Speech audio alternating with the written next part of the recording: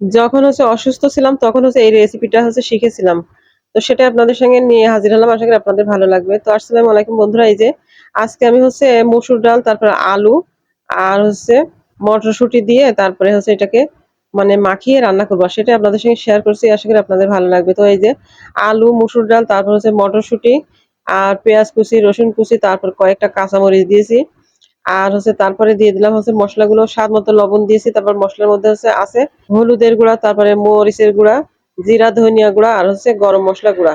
এগুলো দিয়ে তারপর দিয়ে দিলাম তেল কিছুটা দিয়ে সুন্দর করে মানে আমি মানে খুন্তি দিয়েই মাখালাম। অনেকে আছে হাত দিয়ে মাখায়, কিন্তু আমি আর হাত দিয়ে মাখালাম না, কারণ আমার কাছে মনে হয় হাত দিয়ে মাখালেও যে টেস্ট আসে, খুন্তি দিয়ে মাখালে সেই একই টেস্ট আসে। তো শুধু শুধু হাত দিয়ে মাখিয়ে আর সময় নষ্ট করা বা কষ্ট বাড়ানোর দরকার নেই। তো সেইভাবেই এই যে খুন্তি দিয়ে মাখিয়ে আমি জাস্ট ২০ মিনিট রেখে দিয়েছিলাম। রেখে তারপরে এই যে রান্নার জন্য পরিমাণ মতো পানি দিয়ে আমি রান্না করে নিয়েছি। আর দেখেন মাশাআল্লাহ কি সুন্দর কালার হয়েছে। তারপরে আবার আমার ডিপে ধনিয়া পাতা ছিল, তো কিছুটা ধনিয়া পাতা দিলাম আর উপর থেকে আরো কিছুটা গরম মসলার গুঁড়া ছিটিয়ে দিলাম। আর এটা ডিম ভাজি দিয়ে খেতে আরো বেশি ভালো লাগে। তো একটু ডিম ভাজি করে নিলাম।